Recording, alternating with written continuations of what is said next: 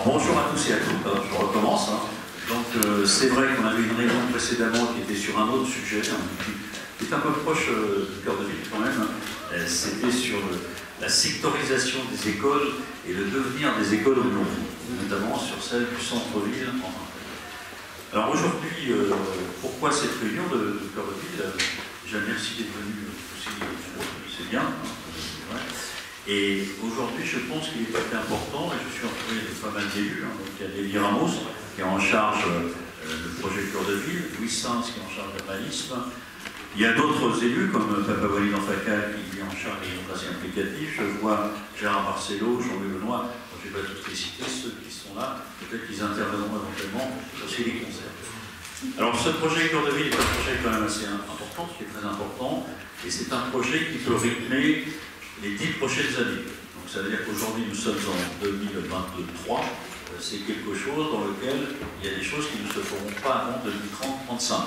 Et ça c'est important aussi dans une ville où il y a quand même un projet de définition de comment nous entrevoyons éventuellement à terme comment la ville. Alors donc David Ramos expliquera un peu comment l'arrivée d'Éole, l'arrivée de la gare d'Éole, qui va se faire assez rapidement, on verra. Ensuite, c'est quels sont les enjeux par rapport à la notion du cœur de ville, parce que mes prédécesseurs, pas d'aujourd'hui, que ce soit Paul Raoult, Pierre Métayer, Roger Le Toulec, Alain Toré, à un moment donné, l'idée quand même était éventuellement, quand je prends Paul Raoult et Pierre Métayer, c'était quand ils ont déplacé la gare en 1964, avec l'électrification de la ligne, la gare a été déplacée. La gare a été déplacée et il y avait une avenue qui s'appelait l'avenue Paul Raoult, qui était la voie, la déviation des noms. Et c'est vrai que quand on regarde, aujourd'hui on est 60 ans après, eh bien il y a plein d'évolutions qui ont été faites en tant que telles. Des évolutions de construction, par exemple la médiathèque qui a été construite à un certain moment. Il y avait en 69 les constructions des immeubles autour de la gare. Il y a eu ensuite des constructions un peu partout. Et c'est vrai qu'aujourd'hui, on est en 2023, c'est la question de se poser comment on voit bien évidemment cette notion de cœur de ville, comment on voit aussi la ville en tant que telle. Par exemple, certains nous disent, aujourd'hui les muraux, quand on le positionne, c'est 3 parallèles. Il y a premièrement l'autoroute A13, deuxièmement la voie ferrée, et troisièmement la Seine, qui est traversée par une perpendiculaire, c'est l'avenue Paul Raoult. Donc la question aujourd'hui, est-ce que l'avenue Paul Raoult devient un axe principal ou une voie principale par rapport à ces. Ensuite, certains nous disent, les muraux, mais peut-être qu'on prend des formules en tant que telles comme cela, certains nous disent, les muraux c'est un papillon. Pourquoi? C'est que vous avez la voie ferrée, la voie Paul Raoult, et vous voyez bien, il y a 2 parties qu'on pourrait considérer comme un papillon, et c'est comment on urbanise par rapport à cela. D'autres nous disent, aujourd'hui la ville, c'est une grappe de raisin dans laquelle il y a des grappes. Et c'est vrai qu'on part de la Seine avec l'avenue Paul Raoult, on peut dire qu'il y a des grappes de partout. Donc aujourd'hui, c'est un sujet d'urbanisation, avec des projets qui arrivent, en tant que tel, et on se dit, est-ce que la gare Kéole, est-ce que c'est aujourd'hui le barrissant des muraux? Alors quand je dis le barrissant, quand on regarde au niveau de cette gare, on prend un compas, on voit que tout le monde est équidistant en tant que tel de cette gare. Alors c'est vrai qu'à traiter, quand on parle de cette gare, il faut traiter le problème de la Seine, le problème du franchissement de Seine avec nos collègues de Molan, et sachant que le projet Cœur de Ville des Mureaux est associé avec Molan dans un projet Cœur de Ville plus global. Parce qu'on ne peut pas imaginer de travailler sur les bords de Seine sans travailler avec nos voisins en face, et éventuellement, peut-être, c'est la question de la passerelle qui va peut-être être réactivée au contrat pour l'État-région. C'est quelque chose d'important. Après, une fois qu'il y a dit cela, c'est comment de la voie ferrée jusqu'à la Seine, et notamment de part et d'autre, que ce soit côté, si je pars vers, donc toute, je vais dire, jusqu'à la zone industrielle et la zone d'activité des Garennes, c'est exactement qu'est-ce qu'on travaille. Sachant que quand on prend les muraux, c'est évident que c'est un Y, à l'avenue Paul Raoult, la voie qui va jusqu'à Flins et la voie qui va jusqu'à Vernon. Donc ce Y, c'est comment on le travaille, et notamment comment les Grecs, on travaille la partie du grec de l'autre côté de la voie ferrée pour aller jusqu'à Flandre et pour aller éventuellement jusqu'à la route de Vernon. C'est tout ce que cela comporte. Avec évidemment des alternatives, par exemple l'Ariane Group restera, d'autres éléments évolueront. Donc c'est peut-être des sujets qu'il faut qu'on sache ce que l'on fait. Après, il y a de l'autre côté de la... Alors, bien évidemment aussi, quand on parle des Mureaux, on parle du centre-ville. Et pour beaucoup, le centre-ville, c'est le vieux village. Ici, c'est ici. Maintenant, le vieux village, à un moment donné, a évolué depuis 1964. Par exemple, la rue Jean Monnet n'existait pas. L'ouverture vers la gare. Il y avait tout un tas de choses qui n'existent pas. On a ouvert vers la gare. On a ouvert vers la gare, mais c'est comment cette gare, si elle devient un centre important, c'est comment, je dirais, le centre-ville progresse par rapport à cette gare et éventuellement quels sont les liens ou pas avec cette gare. Donc ça, c'est quelque chose qu'il faut travailler. Et c'est pour ça aussi qu'il faut travailler par rapport à l'ensemble des logements de la Sablière, de voir comment on peut agir ou pas sur ces places de la gare. Après, de l'autre côté de la voie ferrée, de l'autre côté de la rue Paul Raoult, il y a tout l'ensemble qui est, bien évidemment, qui est à la Sablière. C'est aujourd'hui, est-ce que la rue Paul Raoult elle va par exemple, jusqu'à la partie église, etc. Ou est-ce qu'on la travaille aussi de l'autre côté pour aller même, pour rejoindre éventuellement, comment ça s'appelle, Ariane Group, etc. Donc ça, c'est un vrai sujet de traitement, mais peut-être que c'est une perspective à 15 ans, peut-être pas une perspective maintenant. Deuxième sujet, c'est vrai aussi qu'aujourd'hui, ce que l'on se dit, c'est que quand on a construit la gare, et la gare d'aujourd'hui, en 64, elle était adressée vers le nord. Et uniquement vers le nord, regardez bien. Elle était adressée vers le nord, et c'était une gare qui, éventuellement, travaillait, que ce soit la gare routière, etc., vers le nord. Aujourd'hui, est-ce que la gare doit être adressée vers le nord et vers le sud? Quand on discute avec la SNCF, on verra les planifications tout à l'heure, c'est pour qu'elle soit adressée vers le nord et le sud, les entrées, sorties, etc. Donc, bien évidemment, avec tout ce que cela comporte. Maintenant, une fois que je suis de la gare, je vais vers le sud. Aller vers le sud, c'est tout le problème de la périphérie tout autour, que ce soit là où il y avait Foncia, où il y avait les stations, etc. C'est qu'est-ce qu'on fait pour le lien avec la médiathèque et comment. Donc c'est tout un travail qu'il faut avoir un peu. Alors c'est vrai, aujourd'hui c'est aussi un point dans lequel il va falloir qu'on tienne compte aussi des évolutions de l'urbanisation. Les évolutions de l'urbanisation, je vous ai parlé tout à l'heure de la Seine, en tant que telle, il y a des évolutions importantes qui vont se faire sur Villejuif, avec tout un apport par rapport à l'INSEP des Paralympiques qui va se faire pour 2025-2026, par rapport éventuellement au centre hospitalier de Montréal qui va évoluer sur Villejuif, par rapport au campus Oxygène qui doit évoluer, et il risque d'y avoir un apport de 3 à 4 000 personnes qui viennent travailler ou étudier sur Villejuif. Donc il est évident aujourd'hui, ils peuvent vivre en intra, éventuellement il y a tous les problèmes, s'ils viennent par la gare, tous les problèmes de déplacement qui se feront par rapport à avant. Et donc il est évident qu'il y a une réflexion qui doit se mener sur ce pôle, et ce pôle gare, comment il rejoint un peu l'ensemble du quartier. Donc c'est un peu tout cela que j'ai un autre sujet que vous avez. Aujourd'hui, c'est toute une phase de réflexion, de travail qui est en cours, parce qu'une structure comme celle-ci, avec demain peut-être un aménageur, etc., va nécessiter obligatoirement peut-être une dizaine d'années.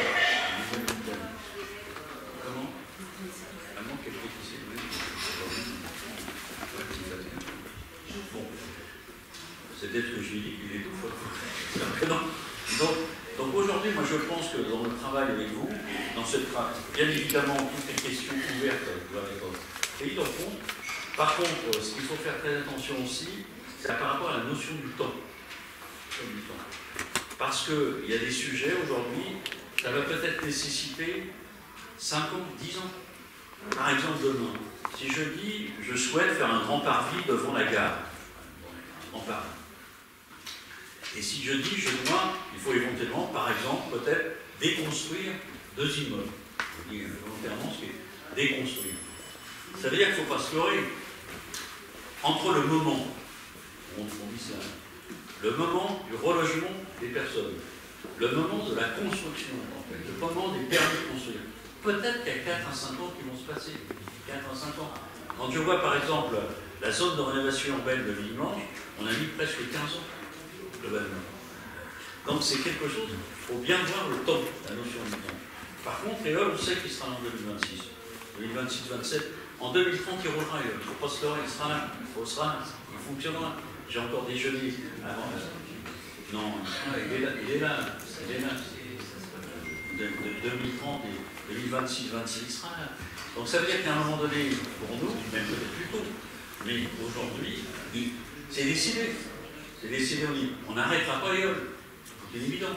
Donc ça veut dire qu'à un moment donné, Éole, quand il va arriver, et c'est important, la gare, etc. Et ça veut dire que ça va nous amener peut-être un afflux de personnes. Et donc c'est une discussion aussi qu'on a avec les maires de Bois, Chapelle, et Quevilly, c'est de dire, aujourd'hui, si d'un côté, on ramène des zones de rabattement vers Éole, il est évident, c'est toute la réflexion des systèmes de stationnement. Mais les systèmes de stationnement, est-ce qu'il faut les mettre aux périphéries, par exemple, le long de l'autoroute A13? Est-ce qu'il faut mettre de l'autre côté de la rive deux systèmes de stationnement sur Molan, etc. Et c'est comment je... Parce que les gens, de toute façon, quand Éole sera là, les gens de la rive droite viendront. C'est évident. Ils viendront. Deuxièmement, les gens de Boif, Chapelle, Flins, etc., ils viendront. S'ils viennent pour Mureaux, ils vont peut-être aller là, mais ils viendront. Même les Quevilly. Donc c'est toute cette question, on ne peut pas imaginer un projet cœur de ville, une ville comme les Mureaux, sans travailler aussi avec nos voisins. Sans travailler avec nos voisins.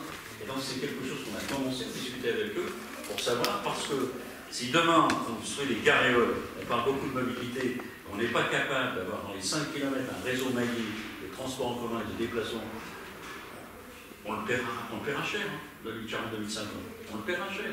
Donc c'est toutes ces questions-là qui sont posées. Donc moi je vais laisser me présenter, je voulais un peu poser le cadre, comme on dit. Je pense que dans ce cadre, bien évidemment, toutes les questions peuvent être posées, que ce soit des sujets, sachant qu'on, bien évidemment, on prend en compte, sachant aussi qu'on est dans des phases d'études. Demain, il y a un aménageur qui sera désigné, et l'aménageur va travailler en fonction de la montée. D'un côté, on a obligatoirement des cabinets d'études qui travaillent pour nous. On a aussi un cabinet d'études sur lequel on a demandé une réflexion sur 2040-2050. 2040-2050, parce que 2040-2050, c'est demain. C'est dans 17 ans, 2040. Je ne souhaite pas être dans 17 ans. Mais peut-être qu'il y en a qui veulent être dans 17 ans, les plus jeunes, mais les autres, ils veulent peut-être pas. On n'est peut-être pas pressés.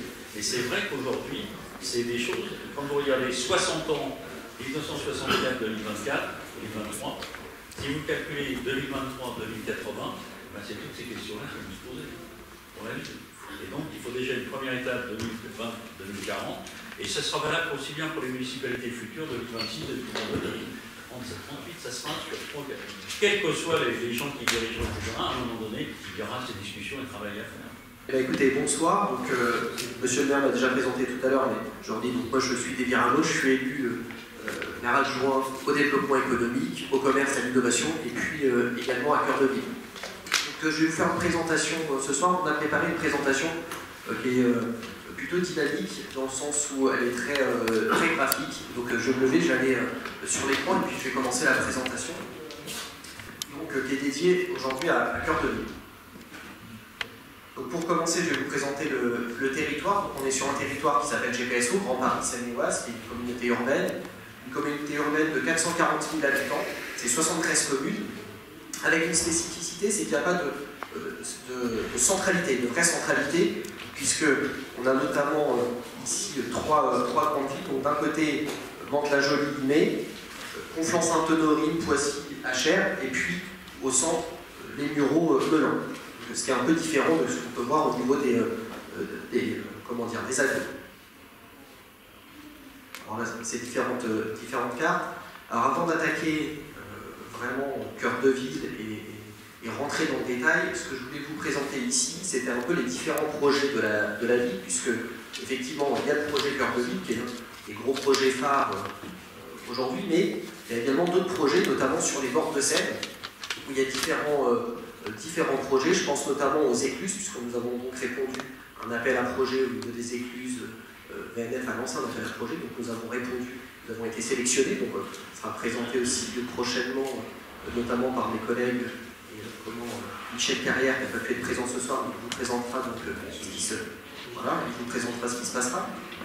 On a aussi l'ancienne imprimerie, aujourd'hui on a des discussions, donc il y a une propriété privée, hein, on a des discussions et notamment on a une étude qui est lancée pour savoir ce qu'on pourrait faire dessus. Donc là c'est pareil, dans les années à venir, on réfléchit à ce qu'on pourrait avoir à ce niveau.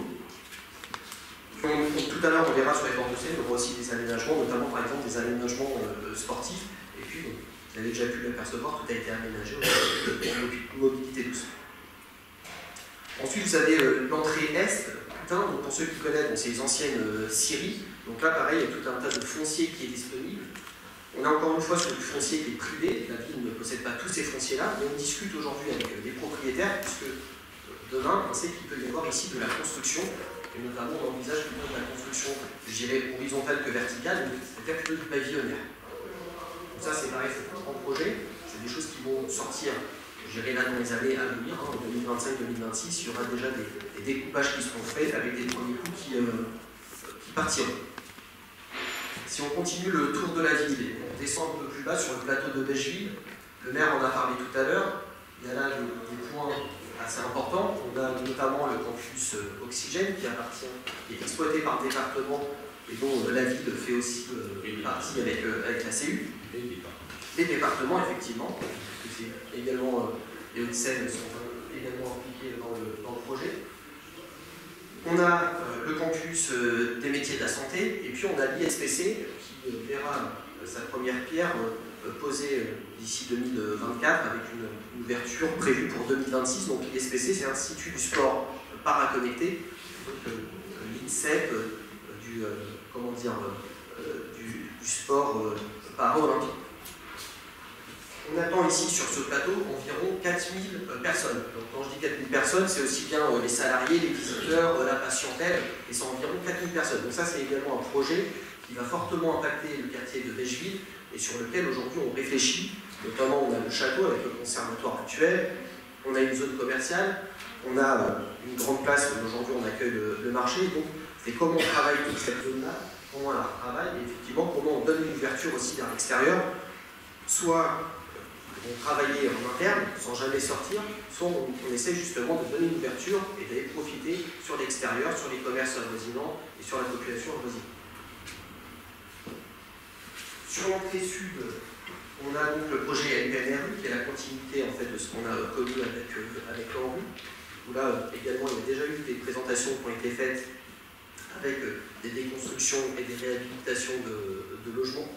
Donc ça c'est également un bon projet avec le renouveau du quartier des musiciens qui est en cours. Ça, je laisserai ma collègue Michel Zamac notamment qui pourra préciser le projet. Et puis si on remonte, on a le quartier Léo Lagrange. Et qui est là. Et donc, quartier de Léo Lagrange, là vous avez pu voir notamment le pôle Lagrange qui est en train de sortir de terre puisqu'il est bientôt livré, qui est un pôle éducatif mais aussi sportif, avec vraiment cette volonté d'ouvrir sur le parc des sports, donc sur ce qu'on appelle le stade Léo Lagrange, le parc des sports, vraiment cette volonté d'ouvrir avec la future voie Bérigovoie qui va relier directement sur le parc d'activité des Garrets. Et la caserne des pompiers, effectivement, nous disent qu'il doit aussi s'installer d'ici 2025-2026, qui devrait être installé. Ensuite, un peu plus à l'ouest, puisque j'ai parlé de la voie Bérigovoie qui va aller sur le parc d'activité, on a effectivement le parc des Garrets, où aujourd'hui on travaille notamment à sa densification, parce qu'on a un certain nombre d'entreprises qui souhaitent s'installer sur les Mureaux. Malheureusement, aujourd'hui nous n'avons plus de foncier vraiment disponible pour les accueillir. Donc il y a une personne qui est en charge de ça chez nous, qui s'appelle Yves Ferrand, et qui travaille actuellement surtout sur l'interaction avec les entreprises, sur la recherche de foncier. Et notamment, le premier travail qu'il a mené, c'est d'aller voir les entreprises qui sont déjà en place, qui ont un local avec du terrain de disponible. Et donc, on a sur 2023 et 2024, 3 nouveaux entrepôts qui vont sortir, alors quand je dis entrepôts, bureaux, etc., les bâtiments tertiaires, qui vont sortir sur le parc d'activité des Garrets pour pouvoir accueillir des nouvelles entreprises. Alors, le développement économique, aujourd'hui, c'est une compétence de la communauté urbaine de GPSO. Alors même si on a quand même cette interaction, parce qu'on souhaite cette proximité avec les entreprises, c'est quand même GPSO aujourd'hui qui pilote le développement économique et on travaille avec eux. sur l'extension prochaine du parc d'activité des Garennes, qui devrait voir quasiment doubler sa surface dans les années à venir. Donc ça, il y a des études qui sont lancées et des travaux qui démarreront sûrement d'ici 2026-2027 par an. Et puis on va maintenant venir un peu plus sur Action Cœur de Ville, on va se concentrer dessus.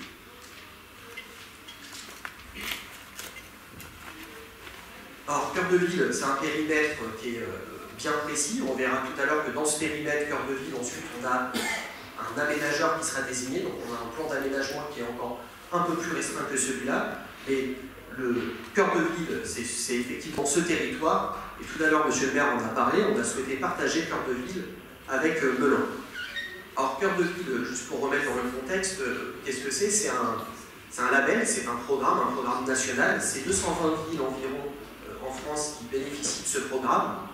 C'est un programme qui ne permet pas uniquement de bénéficier de subventions, même si on a quelques subventions grâce à Cœur de Ville, mais c'est surtout un programme qui permet de mettre autour de la table les différents acteurs et qui facilite les avancées.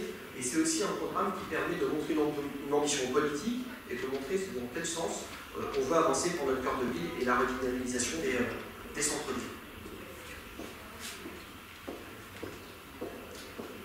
Alors, par rapport à ce que je viens de dire, notamment, par exemple, on est en territoire ORT. Et ça oblige notamment la CELU à se concentrer un peu plus sur ce territoire de centre-ville parce qu'on est cœur de ville. Donc ça les oblige à avoir des actions spécifiques avec une intervention renforcée sur le cœur de ville. Alors, cœur de ville, il y a plusieurs rubriques, on va y passer sur chacune, on va y passer, j'ai détaillé ces différentes rubriques au fur et à mesure de la présentation.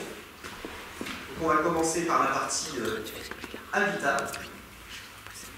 Donc sur la partie Habitat, nous avons lancé donc, le programme de l'Opal RU avec 3 adresses qui vont être très prochainement travaillées. On a d'abord le 10-12 Paul Doumer, donc c'est résidence du Moulin, que vous voyez peut-être en sortant sur la rue Paul Doumer, tout en bas, qui va être donc rénové dans le cadre de l'OPRU. Donc c'est-à-dire que le propriétaire a des subventions pour pouvoir faire une rénovation de cette adresse. On a, alors, je crois que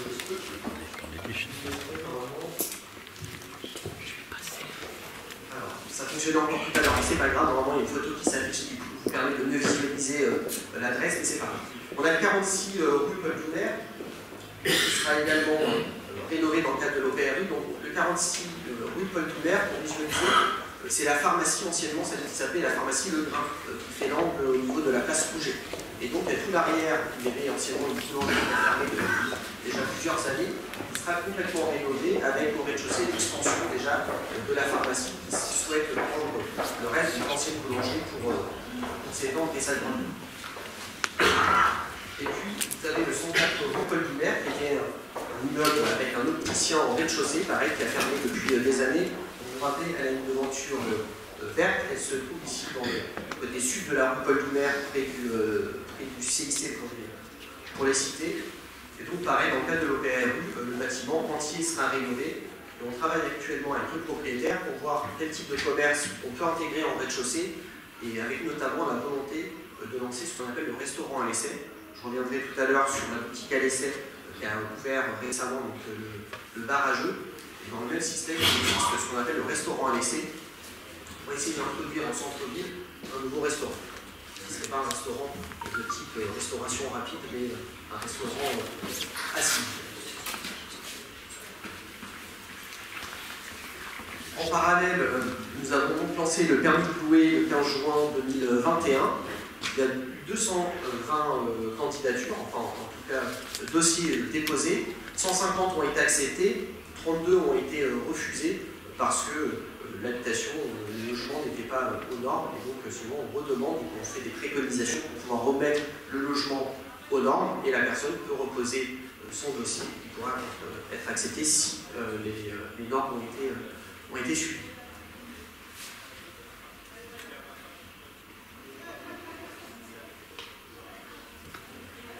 Ici, je vais vous présenter les différents projets immobiliers sur l'ensemble de la ville.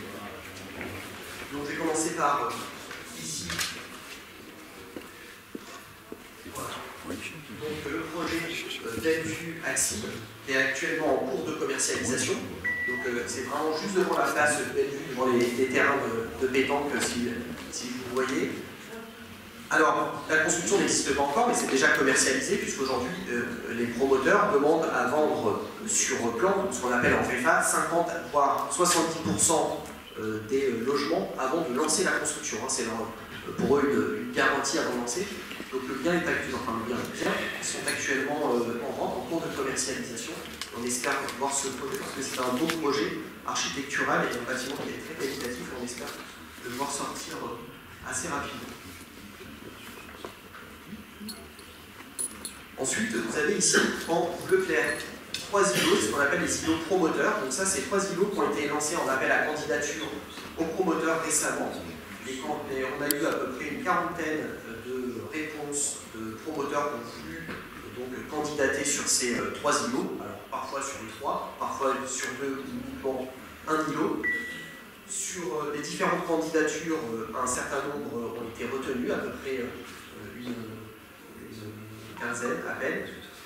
Et donc maintenant ils répondent sur plan, puisque là c'était plutôt une intention de répondre, et maintenant on les a sélectionnés, ils doivent répondre en nous fournissant des plans, en nous fournissant des croquis un peu de ce qu'ils veulent faire de projet qu'ils ont.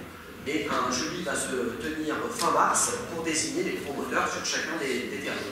Donc là ici on est sur Félix Fort, donc c'est l'ancien commissariat avec le restaurant japonais qui est juste à côté.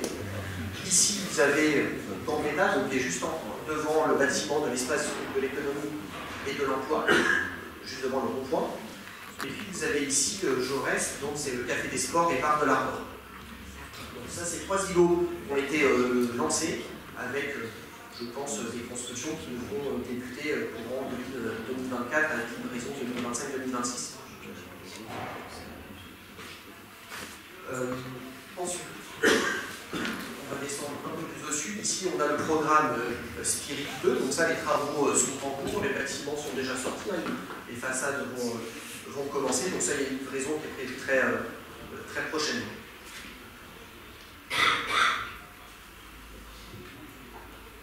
Ici, en rose, vous avez un programme qui a déjà été livré en 2021. Donc là, on est juste en face du rond-point Gambetta, derrière la CPAL. Donc ça, c'est quelque chose qui a déjà été livré avec toujours un peu, là on voit bien le principe de ce qu'on souhaite faire, c'est-à-dire du logement sur les étages et en rez-de-chaussée plutôt soit du commerce, soit du service.